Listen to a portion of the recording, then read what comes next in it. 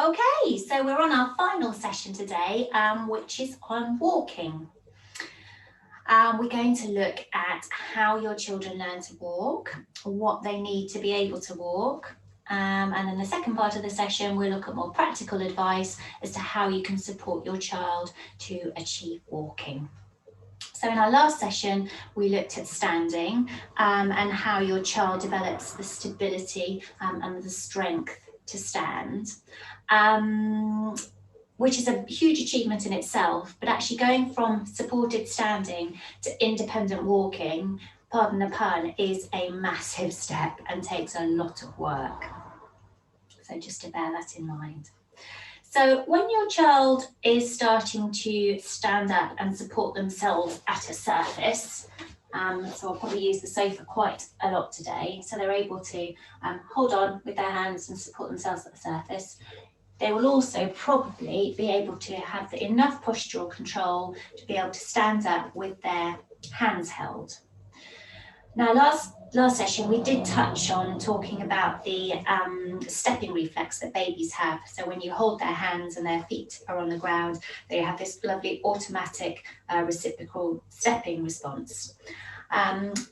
When you hold your child who's got enough postural control to stand up and hold their hands, the stepping you'll see won't be anything as neat and tidy as that. It will be very disorganised because they've lost that coordination of the reflex and they're doing the movements themselves. So what you'll probably see, so you'll be holding their hands, be wibbling around in the middle, some really high stepping knees sometimes seen because they haven't judged quite how far to lift a leg up. Foot placement can be completely around them, too far forwards, too out to the side. You might see a very stiff-legged walking, so they're recruiting all the muscles in their lower leg to push up into stand, so they'll be up on their tippy toes, knees locked, hips locked, so a real sort of stiff-legged walking pattern. And you can also see sometimes that their bodies really lunge forward or lunge backwards because they haven't got the postural control. So it takes a lot of practice to get that nice reciprocal stepping that you see, but practice is what they need with their hands held in many other positions, which we'll cover in a minute, to get that nice coordinated stepping pattern. So we just talked about your child will be standing up at a surface. My coffee table's a bit heavy to lug around, so I've just got a washing basket to use as my stable support that I'm going to use today. So when your child first stands up at a surface and can hold on with their hands, you'll find that their main aim is to free up their hands to play. They won't be interested in their legs and what their legs are doing, and their legs will be very rooted to the ground because all they want to do is free up their hands to play with the exciting object that they're standing up to reach.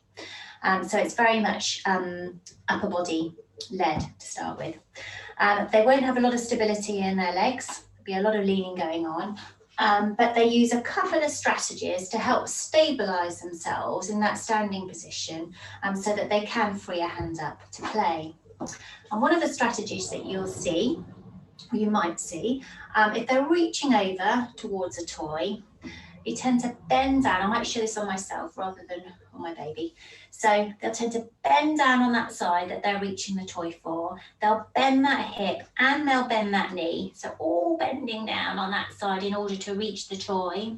But what might happen at this stage with all the weight on one side, you might see that the opposite leg just begins to come out as a bit of a counterbalance. And this is kind of a little step towards developing those skills for cruising. But all they're trying to do there is stabilising themselves on one side to get to a toy. But that's what you might see.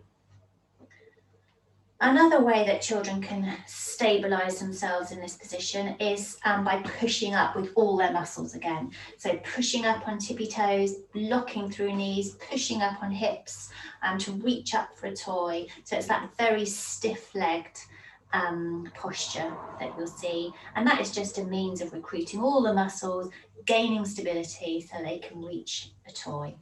But these are all things you'll see when your child is first up on their feet and standing, and they're all helpful in that development of walking.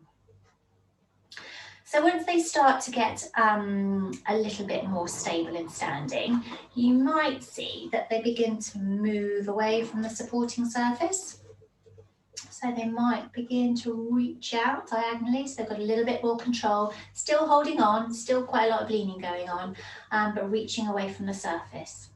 Now this is a really nice activity because what is actually happening, so although this foot here is rooted to the floor, they're actually rotating their pelvis to be able to come round away from the surface on a fixed foot. And that's a really important thing to be able to do. So when they're coming diagonally away, so they've got more postural support, a little bit more pelvic stability, they can rotate their pelvis over that fixed foot. So all these things that you see developing in standing are all skills that will help your child learn to walk. So as they come up into standing, a little bit more stable, reaching out, and you'll see that twisting happening, which is really good activity.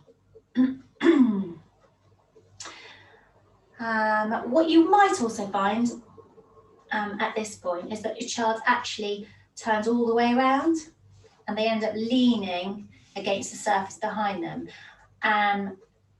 Like I said, they're very much focused on playing, using their hands in this position. So in fact, by leaning against a surface, they've then freed up their hands for play, which is far more useful for them. So as they begin to move away diagonally from a surface, they might actually use that surface to lean on and turn around. That's another step forward that you will see. Okay. So back up into standing again. So what we're really aiming for is the development of cruising, and that's what the Americans, they like to call sofa surfing, which I quite like. I think that's a good description of what we see. So basically cruising is your child using furniture to step. So you'll see them moving up and down coffee tables or sofas, stepping along, cruising along those surfaces. So once you've got a little bit more control in your trunk and around your hips, a bit more stability through your shoulder girdle, you'll start to see this sort of weight transfer develop. So your child needs to be able to, it's a very complicated task to be able to transfer your weight across the pelvis, to be able to lift one foot. So you transfer your weight across your pelvis and then you adjust your posture to respond to the change in the centre of gravity to be able to lift one foot up to step. So it's really quite a complicated activity. And what kind of goes against everything the child is trying to do, when the child wants to step, if you've got a toy over here, for instance, and you want to encourage your child to step towards that toy, what they actually need to do is transfer their weight in the opposite direction away from the toy to enable this foot to become free to step. So it goes against everything your child's trying to do. They're trying to reach the toy by taking the weight on this side, but actually they can't free this leg up because all the weight's on this leg. So it's a complicated process. So what you'll find to start with, just have a little work on the reaching, so they learn that transfer of weight from one side to the other, and also rotation. So in standing, twisting round, reaching upper body, moving that pelvis over those legs. So lots of nice skills can be learned then. So what you'll find, your child will be able to transfer weight onto one side and they'll step the other foot out to the side. Won't be very controlled to start with. It might go really wide, it might go too far behind, too far in front. It's just a little step out to the side and then they'll bring the other foot in to meet it. And again, when they've brought that foot in, I'll show you here, there'll be a little step out to the side, I'll bring that foot in, but in doing so, you've got a really small base of support there. So very often that ends up in falling over because you very quickly need to adjust to a wider stance again to be able to keep your balance. And so this cruising is really quite quite complicated, but this is how it starts. It's just a transfer of weight side to side, and they step, and then the leg can go out to the side and the other one comes in. So that is simple cruising that you'll see. Sometimes you'll see a child what we call forward cruising. So that is rather than transferring their weight from side to side, easier, rather than developing those side to side skills, they're actually side onto the object, holding on, sometimes one hand, sometimes two hands, and just stepping forwards, but still using that furniture for controls. That's forward cruising. Now that is a far more efficient way to cruise because you haven't got to worry about all that weight transfer, so it's a little bit easier. But what you do have to worry about is this big lump of body mass here. You've got to be able to control this body from going forwards or backwards. So they use a lot of hand support, stepping forwards, eliminating the problem about transferring weight from side to side from your hips, but they do have to control that body mass. So you sometimes see that forward falling, backwards falling, but you do sometimes see children who will do this forward cruising rather than sideways cruising. So all children develop these cruising skills at their own pace and do them very differently. Some children will cruise and cruise for what seems like forever and never finally let go and do the walking. Other children barely cruise at all and go straight into walking. They don't do the whole cruising, straight into sort of lunging themselves into walking. And then there's the big question is, do children stand up independently before they walk, or do they walk before they find their sitting balance? I've jumped ahead of myself here a little bit, but that's okay. So that is completely child-led. Some children will be really driven to walk and move, so they will literally launch themselves from their supporting surface, see something they want, and totter, totter, totter, totter, chasing their centre of gravity until they find another piece of furniture to hold on to. Other children will be slightly less driven to move, more about stability, maybe a little bit more anxious, will take things slower, and they will develop their standing balance first before they take those steps forward. So it very much depends on the child and what drives them, and a lot of personality as well. If you've got a bit of a gung-ho child who is very willing to lunge themselves, they often go for that walking before getting that stability and standing first of all. So before we talk about walking, when your children are still developing these skills in cruising, they're obviously going to do a lot of practice up against the surface.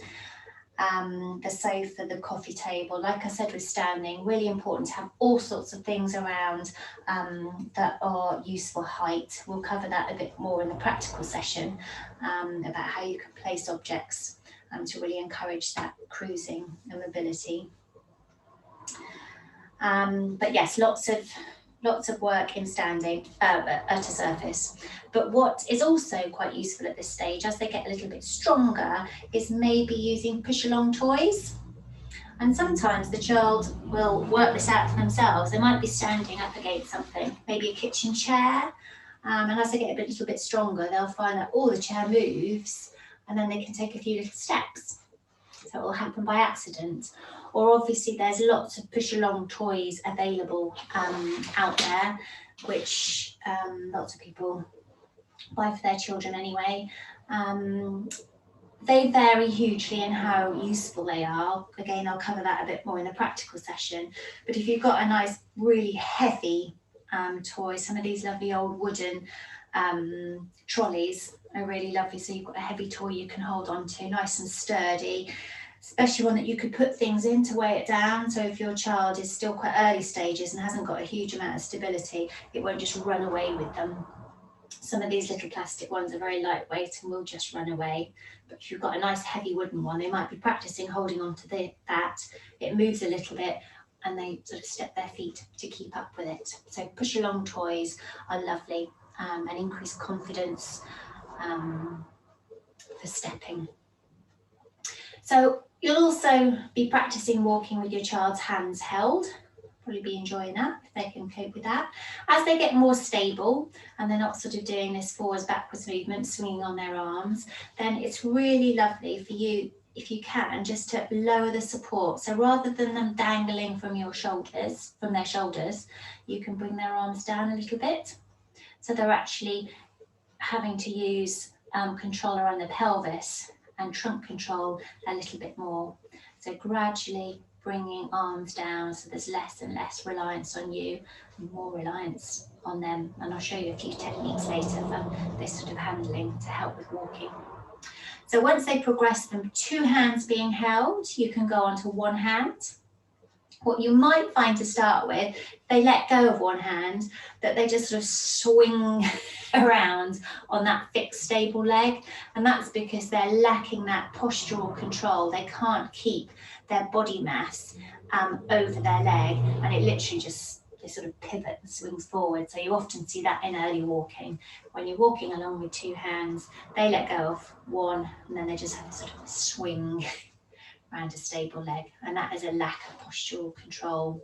So it's all the glutes and the abs and the back muscles can't quite keep their body straight yet. That's what you'll find. Also, a really important phase in the progression of walking is your child learning to stand on less and less supportive objects. So you might find pulling to stand on you, rather than holding onto your body, they might then start holding onto your clothes. And you'll see lots and lots of grip going on. So their toes will be gripping, their hands will be gripping. And they're just really learning about postural control at that point. So anything that is slightly less stable than obviously your coffee tables and your sofas, really good, and you'll find that they will experiment themselves and find less stable things to try and pull up on and stand up on. So there'll be a lot of wobbling around, but that's all about developing that postural control. So if they are pulling up on you, you can kind of reduce the amount of support you're giving them. They'll be more wobbly, but it's really good practice for this postural control for their standing and walking. You'll also find that they'll get more confident in that position. So not only doing the stepping, the standing, you'll start to see them holding on to less supportive things and doing sort of squatting to stand, reaching down to stand. Again, these are all really important activities to be carrying out, which will set them up ready for walking. So there's also independent standing. So at this point, your child might be experimenting a little bit, holding on to something with not a lot of support, and maybe let go to hold a toy or something, and suddenly find themselves standing independently. A lot of times they'll suddenly realise what they're doing, be frozen to the spot. You'll find that their hips and their knees are a little bit bent and their toes are clawing, usually fixed visually on something, and they're standing. And then they might move a body part, an arm or a leg, and they'll fall over. And they'll soon get to realise that symmetry is stability. So as soon as they're moving one position out of their symmetrical posture, they'll fall. So they'll learn that keeping everything together is quite a nice, stable position to be in. So that's a good learning process. So symmetry is stability at that stage. So just learning to stand independently. So those first steps that your child takes. So we're not talking about the children that are just launching themselves from A to B. We're talking about the child that's found standing and is going to take their first little independent steps. Now, normally that is supported by caregivers who are looking very attentively encouraging the child. There's lots of whoops and cuddles and rewards, and at the end of it, lots of cuddles and applause. So the child will be very focused. It'll be very, very, very slow. Their arms will be out to the sides, and they'll just take some very slow, stiff-legged steps, and hopefully reach, it's usually between two very familiar adults, and they'll go between one and the other. Get to the familiar adult, have a big cuddle and a big reward, and it'll be a great success. So those first steps are very slow and very focused, very stiff, but hugely rewarded. So the child will practice over and over again and enjoy the whole activity. So those are the first little steps you will see. So when your child does begin to take these steps, they will be very visually focused on an object. So they'll be looking at that object, start to step. If that target moves, your child's progression will not move. They will carry on in that direction. At this point, your child is not able to turn, slow down, or control the momentum of the walking. So they'll just find another target in the same place to aim for. So it's very much visually focused, and they don't have that postural control to change. So as these steps are practiced and they become stronger and stronger, you'll start to see that they're able to turn around, but it'll be a very big turning circle that you see. So they won't be able to just stop and do a turn on the spot. There'll be a sort of big turning circle, quite a lot of wobbling, a lot of upper limb posturing as well to start with. So those early steps, you'll find that the hips are quite bent still, and externally rotated, so that's turned out. Okay, and there'll be a very wide base of support. Obviously, the wider your base of support, the more stable you are. So these early steps, your bottom will be sticking out, knees may be a little bit bent, feet turned out, big base of support. Also, you've got this big lump of body mass that I mentioned earlier to control. So what's happening, there's lots of extension happening in the back, and you'll see particularly in the lumbar spine, what we sometimes call that lordosis, so that curve in the bottom of the spine will be really exaggerated because they're pulling so hard to stay up against gravity as they're moving forward, to stop their body moving forward. So there'll be quite an extension in the lumbar spine there. You'll find that arms are up out to the side, elbows flexed. And what we've talked about before in a lot of positions, when we talked about children learning to sit, learning to stand, how they use this position as a position of stability. Again, as I've said before, shoulder elevation, shoulders turned in, elbows bent, wrists flexed, fingers flexed, fisted hands, just to stabilize their trunk. Because when you're first up against gravity, you're using everything you can to balance. Same with walking. So you'll see this sort of posture to start with. So that's the early position. You'll see the bent hips, really extended spine so that the body doesn't fall forwards. Elbows flexed, arms out to the side. Now the early steps that you'll see, so I might demonstrate on myself here for this one. So when we're walking, you see just the bottom half of me is fine. We bend our hips and knees up. Okay, so to start with, your child won't have worked out how far to do that. So there might be some big knee lifts going up, big high steps, sort of John Cleese type walking. And as we walk, we extend your knee out and our heels go down. That's how we will walk more progressively. You bend your hip and your knee, extend your knee out, heel goes down. In children, it's not so coordinated because actually that lowering down of the leg takes a lot of pelvic control, controlling how far that knee goes out, takes a lot of practice. So in children, what you do often find is it's actually the ball of the foot that goes down first. Although they do pull their toes up a little bit, this is what we call the swing phase of walking, where their foot's in the air. So their toes do come a bit, but it's usually the toe that goes down first to start with.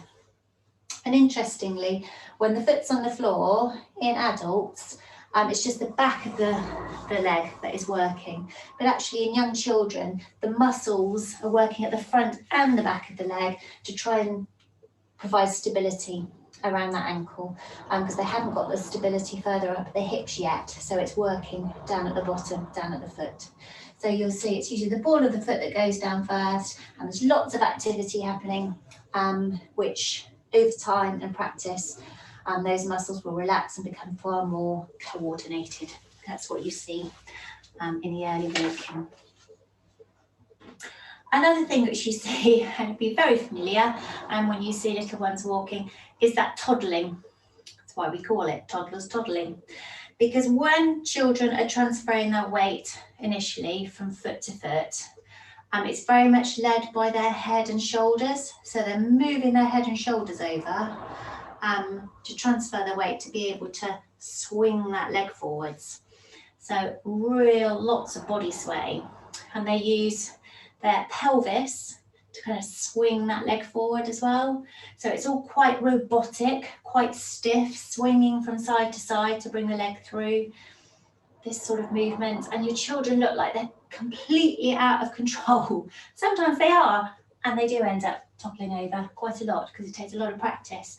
And that's what we call toddling though. It's because that head and shoulders are transferring the weight over and the pelvis is twisting to bring that leg through. So it's that toddling walking that you see. And they're using a postural righting reflex, which we've talked about before, when we realise that the head and the body are not aligned, they will correct that position. But that's obviously got to be happening in a split second. Sometimes it's not quite fast enough and they end up falling over. But you see this real sort of toddling gait to start with. So basically this needs to be practiced and practiced, and over time you'll see that this sort of upper limb posturing stops. I don't have to use that upper body so much for balance and stability. You see that that huge toddling movement reduces. There's not so much movement in their upper body, becomes far more refined, and you see a much more sort of fluid, reciprocal stepping pattern. So yeah, that's kind of the progression from being stable in standing at a supported surface through to walking. So you can see there's a lot to learn there. It does take a while and it takes lots and lots of practice. So in the second part of our session, we can have a little look at all the ways that you can help support your child to achieve this. Anybody there for questions?